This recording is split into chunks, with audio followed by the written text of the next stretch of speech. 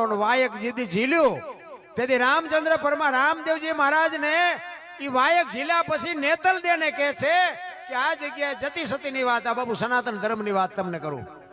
કારણ કે અમુક વાતો છે ને બાપુ એવા અધિકારી હોય તે નીકળે, બાકી તો ગ્રાહક નો અહીંયા દુકાને શું ખોલવી. અમુક વાતો બાપુ 5 લાખ રૂપિયા ખર્ચીને કલાકારને લાવજો બાપુ નહીં નીકળે, એવી મારી ગુરુ મહારાજની મારી માથે કૃપા છે. હું એવું અભિમાન નથી કરતો, બાકી આ દુનિયા મને સાંભળે છે ને બોલાવે છે ને એ બાપુ કઈક જુદી બાબત છે. મને દુનિયા માને ન માને એની મને કોઈ જરૂર નથી, મારા સકન લે ન લે એની મને કોઈ જરૂર નથી, મારું સારું બોલે ન બોલે એની કોઈ જરૂર નથી. બાકી અમુક તો બાપુ પાવરથી હું કહું મારી પાસે જે અમુક ટકાવાળી વાત છે ને બાપુ કોઈની પાસે નહીં હોય. મારા ગુરુ મહારાજની બાપુ એવડી કૃપા છે. અને મારો ગુરુ આજે આ દુનિયામાં છે નહીં, પણ બાપુ ગરાસિયાનો શું કરંટ છે એના કરતા 10 ગણો કરંટ હતો બાપુ. મને હોત હોપડાવે હેઠીનો બે કે તારું પાંચું ન આવે આમ. અને એવા ગુરુ પાસેથી જ કંઈક જડે. પંપાળે એની પાસે કશું ન હોય. પંપાળી તો સમજી લેવાનું તમારા ખિસ્સા તળિયા બધું ખાલી કરે.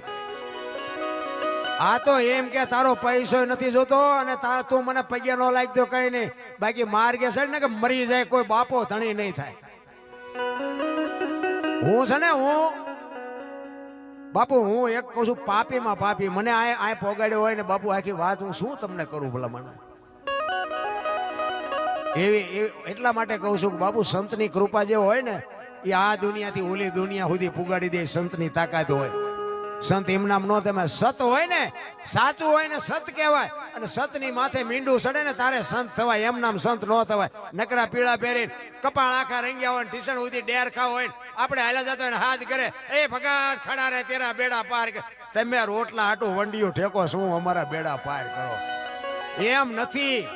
એ તો બાપુ એના ચીપિયા ખાવાની તૈયારી હોવી જોઈએ, એની ગાળ્યું ખાવાની તૈયારી હોવી જોઈએ. અને અડધી રાતે એમ કે ને કે આ કામ કરવાનું, તમારા હાથે કામ પડ્યા મૂકીને જવાની તૈયારી હોવી જોઈએ.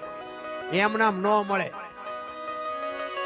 ઈ રામદેવ અવતારમાં નેતલ દેને કે છે કે રાવત રણસિંહ ને પરમોદવાનો છે ને વાયક આવ્યું છે ને એમાં જતી સતીને જવાનું હોય, સ્ત્રી અને પુરુષને જવાનું હોય.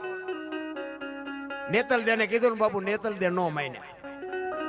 ઈ કે તમારે જ્યાં રખડું રખડો, હું એવી નવરી નથી.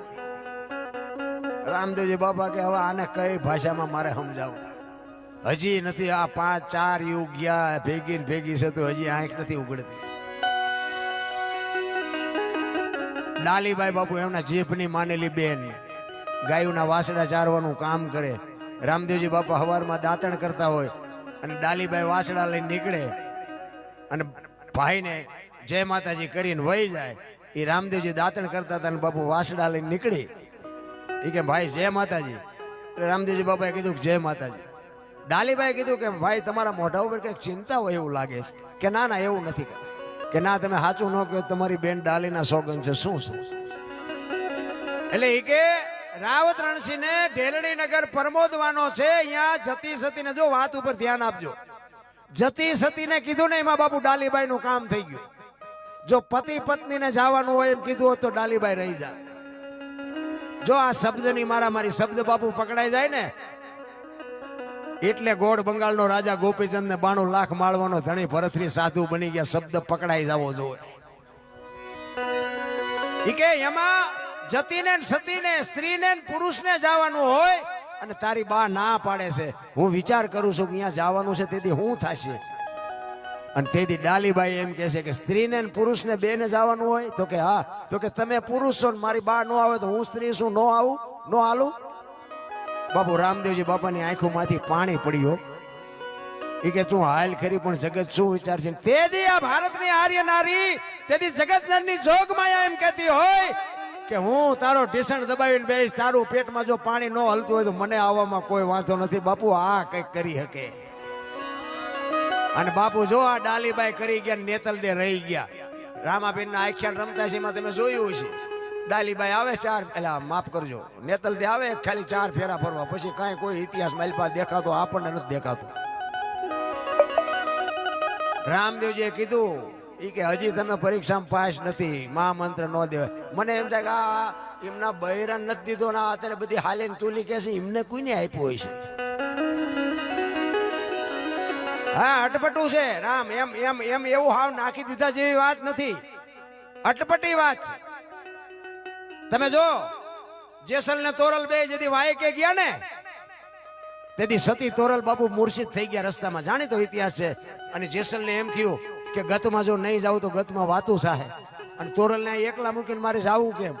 એ ગાડી બાંધી માથે લઈ અને ગતમાં આવ્યા. ગત ગંગા એટલે જેસલ તોરલ રૂપાદે માલદે કતીબ શાહ હુરમભાઈ લાખો લોયણ જેતો ભગત ખીમડીયો કોટવાલ ડાલીબાઈ રામદેવજી હાલો હુરો વણવીર ઢોંગો નીરલ કુંભો આ બધા ગતના ગોઠી હતા. અને અહીંયા લાવ્યા અને આખી ગત પૂછે છે કે તમે આવ્યા ને તોરલ, તો કે આ ગાડી છે બધું. એ ગાડી ખોલી આખી ગત આરાધ કરે છે, તોરલ જાગતા નથી. પછી જેસલ કહે છે લાવો એક તારો મારી પાસે. એમ નામ ભજન બનતા હોત તો અત્યારે બુદ્ધિના ખટારા ભરાય એટલા માણસ. એમ નામ ન બને. અંતરથી બાપુ ચિત્તની શાંતિ, મનની પ્રશંસા, દિલની દાતારી, ગુમડાની રોજ ને ટાટિયા તાવની ટાટ માલકુથી આવે. ઈ જેસલ ને બાપુ નક્કી થયું એ કે હું તોરલ ને બેઠા કરું, ન કરું તો મારી ભક્તિમાં ખામી હોય. એક તારો લાવો મારી પાસે. એક તારો લીધો અને પછી કે છે પીરજી પુકારે મુજા ભાવરા સતી તમારા ધર્મને સંભાળો, પોતાના પૂન સિવાય પારને ગુરુ સિવાય મુક્તની તોરલ. આ ગત ગંગા બેઠી છે ને આનું જો પ્રમાણ નહીં આપો તો કાલ ભજન ને કોઈ માનશે નહીં.